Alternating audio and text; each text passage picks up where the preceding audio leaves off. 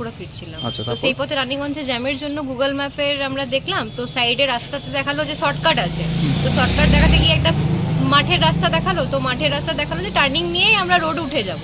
তো টার্নিং নিতে গিয়ে একটা ড্রেনের মাঝখানে গাড়ি ফেঁসে যায়। তো গাড়ির চাকা ঢুকে যাওয়ার জন্য কিছুতেই ওটা বেরিয়ে উঠতে পারা যায় না। আর অনেকবার চেষ্টা করা হয়, সেই জন্য ইঞ্জিনটা অলরেডি গরম ছিল, তো ইঞ্জিনে পুরো আগুন লেগে যায়। সেখান থেকে আমরা ভয় পেয়ে ওখান থেকে সরে যাই, তো তারপরেই পুরো গাড়ি ব্লাস্ট হয়ে যায়। তারপরে ওখানে সিকিউরিটি ওদের হেল্প নিয়ে, আমরা পুলিশের হেল্প নিয়ে এখানে চলে এলাম ভয়ে, যে এরকম যে ঘটনা ঘটেছে। আমাদের আশেপাশে কেউই ছিল না।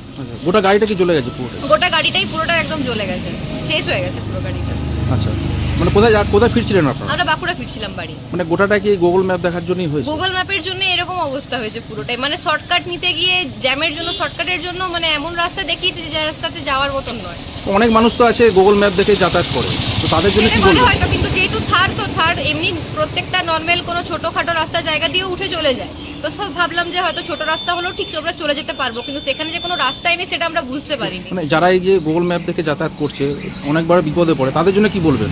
তাদের জন্য বলবো, যদি রাস্তা ভালোভাবে না জানা থাকে তাহলে গুগল ম্যাপের ভরসা করে অন্তত না যাওয়া। কারণ গুগল ম্যাপ কোন রাস্তা দিয়ে নিয়ে যাবে সেটা গুগলও জানে না। কারণ গুগল কখনো ঠিক রাস্তা দিয়ে নিয়ে যায়, কখনো এমন পাড়া পল্লী মাঠ ঘাট দিয়ে নিয়ে যায় যে রাস্তা দিয়ে বেরোনোর কোনো উপায় থাকে না।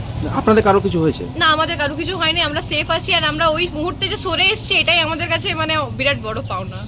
আপনার নাম? আমার নাম দোয়েল মুখার্জি। কোথায় বাড়ি? আমার বাড়ি হচ্ছে অরবিন্দনগর, বাঁকুড়া। আর যিনি ছিলেন উনি? ওনার নাম হচ্ছে দেবজ্যোতি মুখার্জি। ওনার বাড়িও জুনবেদিয়া মোড় ওখানে।